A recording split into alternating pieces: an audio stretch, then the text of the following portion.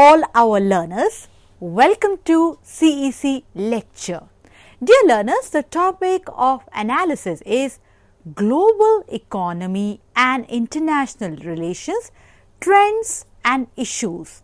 In the lecture, we shall try to look at what are the aspects that are involved in understanding definitions, main assumptions of global economy. What are the main anchors of global economy and their impact and influence on international relations?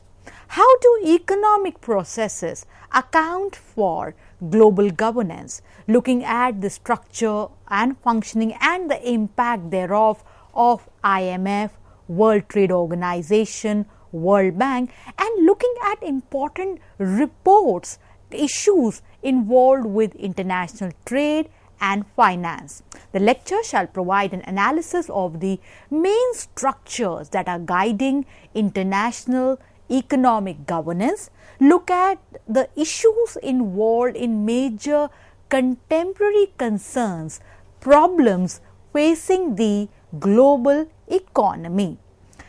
To begin with, let us understand what do we mean by global economy. Global economy is also called as global economic system. Now, when we try to understand this dynamic of global economy, we must understand that it implies all economic activity within and between nations, including processes like production, consumption, economic management, exchange of financial values, trade of goods and services.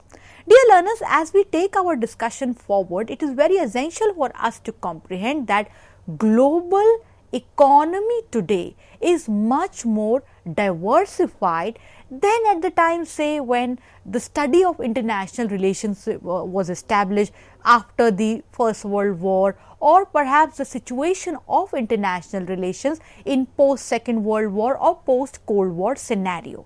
Now, looking at this dynamism of global economy, one must factor in that global economy is playing an important role with respect to domestic development, as well as it has an important bearing with respect to power struggle. That is one of the key aspects for international relations. So, in order to understand the question that why should one study global economy with reference to international relations, we must keep in mind that today global processes with focus on global economic development play an important role in driving the economic activities, global financial markets, global trade apparatus, and all of it has an important bearing for domestic policy making as well as for domestic factors and realms also. Today, when we look at global economy, one must take into account the factors that are impacting global economy. Human resources, physical capital, natural resources, technology are indeed some very important factors that are affecting global economy. But we must take into account that these factors today are multifaceted. Further, within these factors also there is a global local interface, namely what is local has a bearing today with the global, and vice versa, what is global has an impact on the local functioning and other variables. So, in this realm, the picture that comes out is that global economy, when we try to understand it from the point of view of international relations, it is about interconnected worldwide economic activities, worldwide economic processes and phenomena that take place between multiple countries. So, in this realm, when we try to now move towards the next aspect of the lecture, that is what are the components of international economics, and these components have a bearing on global economy as well as for the international relations and global governance also. The debate between microeconomic processes and their big relation towards macroeconomics, the global trade apparatus, processes of international trade, the system of movement of international finance, movement of global capital, structure and functioning and the impact thereof of international organizations like World Trade Organization, IMF, World Bank, presence of non-state transnational actors like multinational and transnational corporations, and most important, the increasing globalization of currency and economic systems. Now, all these are paraphernalia within the aspect of components of international economics. Now, these components of international economics have to be seen in a bigger picture as to how today they play an important role in guiding the mechanisms of global trade and finance, in guiding global governance relations between respective nation states. Globalization, as we see that as a process of integration of markets in the global economy, it signifies a degree of convergence of economy. No doubt the idea of trade, interchange and exchange of goods and services existed in the past also. However, dear learners, we must emphasize the fact that looking at the scale, the reach, the impact of global processes, of global trade and financial apparatus driven by information, communication, revolution and other innovative realms, today the scale and reach of globalization is indeed unprecedented. It has led to positives also, and there are other contested negative realms also for the same. So, herein what we see that there are various aspects also with respect to the idea of economy and its related processes also. To take an example, that today how the various for example from financial markets, capital markets, money and credit market, insurance markets, commodity markets, even within markets there are huge amount of diversity. There are new dimensions that have emerged, and what is essential to be seen that how the operation of various aspects of markets, various types of market from financial markets to commodity markets, they have a bearing with domestic and global governance issues as well. Further, as we pointed out that statism as an ideology, as a perspective to explain international relations tries to underline realist perspective, namely that is the aspect that state is the main entity and struggle for power is the main definition to signify international relations. No doubt IR is a domain where nation states interact with each other, but today this interaction is just not about military, survival, security perspective only. Today the idea of survival and security is multifaceted, and the role of economy, livelihoods, better management of economic avenues is an integral part of it. So, what we see here is that factors of production, namely the resources that are used in creating or manufacturing a good or service in an economy, namely there are 4 factors of production as we go by the traditional economic understanding, namely land, labor, capital, enterprise. Now, today all these aspects have witnessed new dimensions, and what is essential to be seen here that economic growth, which is about increasing the quality and quantity of factors of production, every nation today has to look at the aspect of scarcity, national interest, global interface struggle in underlining what accounts for their economic growth.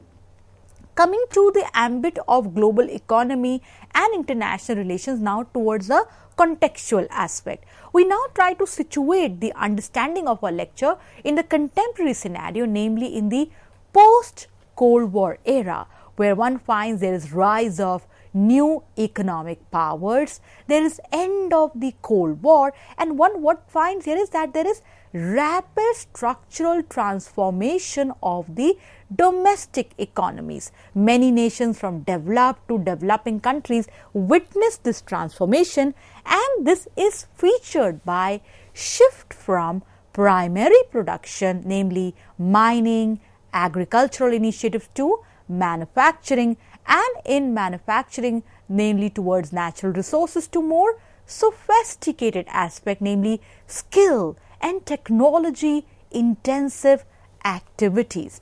Dear learners, what we find here is that in the post-Cold War era, this rapid rise of urbanization, the industrial revolution that was heralded as one of the aspects of capital accumulation, also undergoes change, because we are living in a time where even industrial models are witnessing change. Rise of Industry 4.0, artificial intelligence, robotics has led to rise of sophisticated manufacturing structures. And herein the focus is on skill and technology.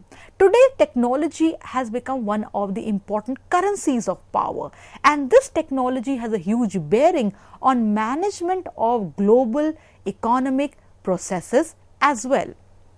Taking an instance from the work presented by the economist Joseph Stiglitz, namely that cross-border economic activities takes 5 principal forms: international trade, foreign direct investment, capital market flows, migration, and diffusion of technology. What we find here is that on all these 5 realms, from international trade to FDIs, to rise of foreign institutional investments, to diffusion of technology, to issues concerning migration, global economy as well as international relations are highly diversified, complex, multidimensional, and contested on all these 5 parameters. What is essential to be factored in as we take our lecture forward, that is, what are the advantages for a nation, national economy or a nation state of integration with global economy, namely prospects of increased capital flows, growth of multinational companies, integration of global trade cycles, increased communication, improved transport.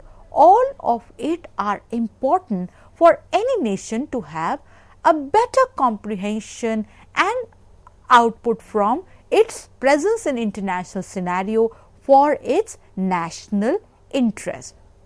There are 2 types of globalization, namely material or physical globalization for commodities, services, and specialities. The second one, the immaterial, the financial globalization.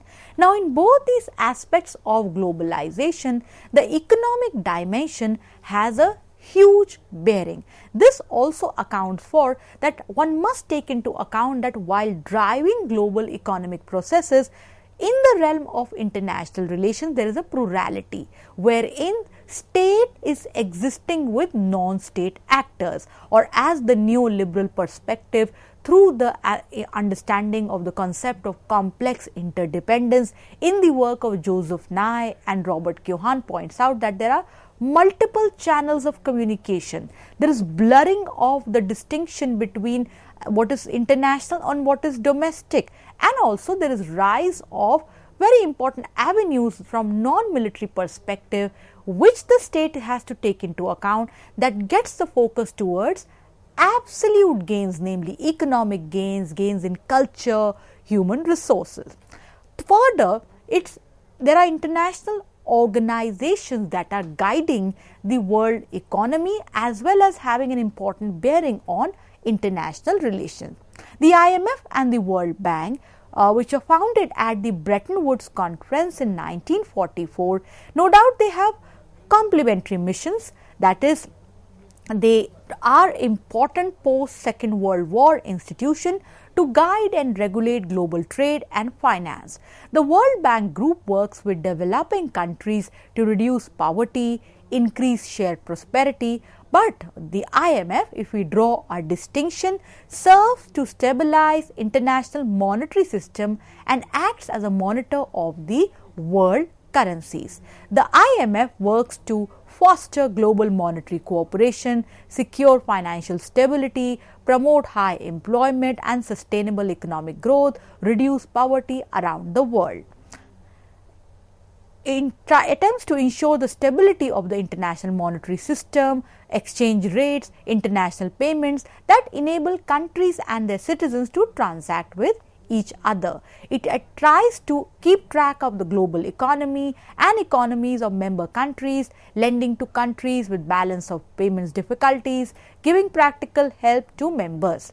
The World Bank Group provides financing, policy advice, technical assistance to governance and also focus on strengthening the private sector in developing countries. The IMF keeps tracks of the economy globally and member countries. Both, when we look at IMF and the World Bank Group, they have 189 members. The World Bank Group, it stands for group of 5 international organizations, namely International Bank for Reconstruction and Development, International Development Association, International Finance Cooperation, Multilateral Investment Guarantee Agency, International Center for Settlement of Investment Disputes. The parent organization of the World Bank Group is the United Nations. The World Bank is headquartered at Washington, D.C., United States.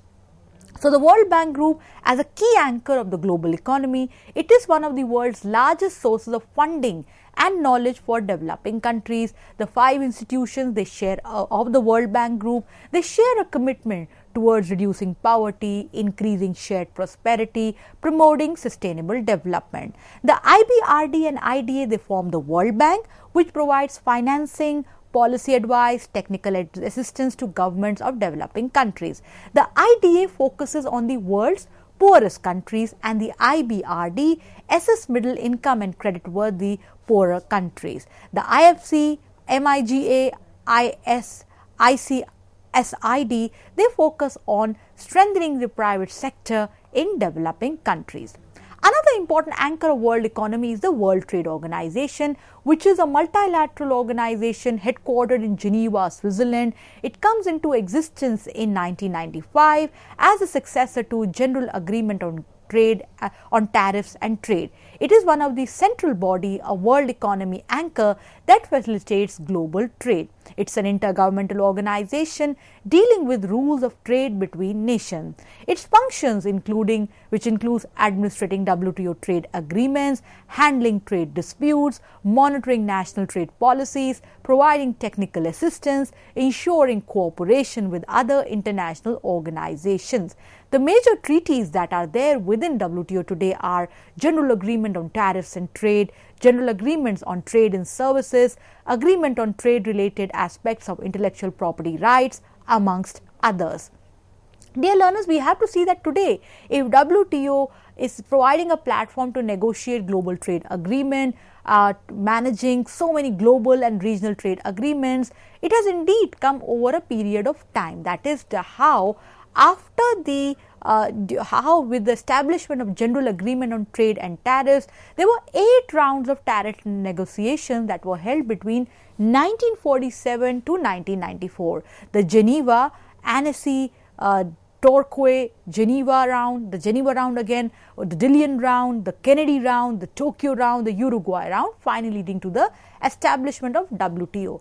What one finds here is that the post-Second World War time, the world economy was in shambles. And herein what we see that how nations get together at Bretton Woods, New Hampshire to discuss how to rebuild the economy devastated by depression and 2 world wars. And herein what we see that ITO, the International Trade Organization, which was the successor, which was before WTO, it was a non-starter. But its core provisions that were encapsulated in a 1947 treaty, that was General Agreement on Tariffs and Trade. So herein what we find, an attempt was made through the Bretton Woods institutions, through the 1947 Treaty of GATT, to have rules to guide world trade and economy. And herein what we find that with time, there has been progress in the agenda of WTO, namely the agenda of GATT,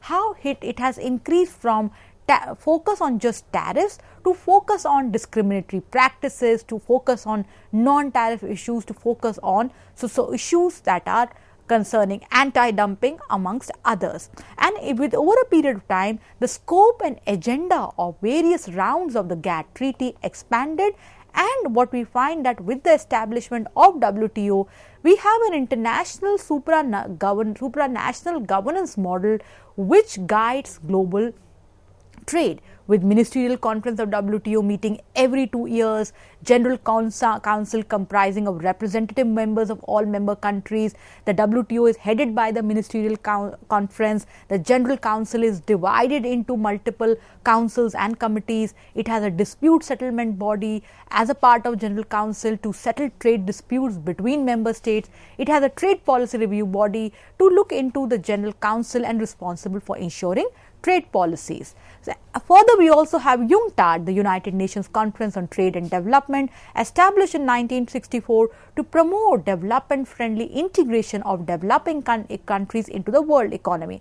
And alongside that, we have the presence of transnational actors like multinational and transnational organizations that are playing a very important role in global economy and have an important bearing on new trends, important issues that are having a bearing on not only for international trade and finance, but also for the issues of global governance, wherein interests of respective nation states have an important bearing.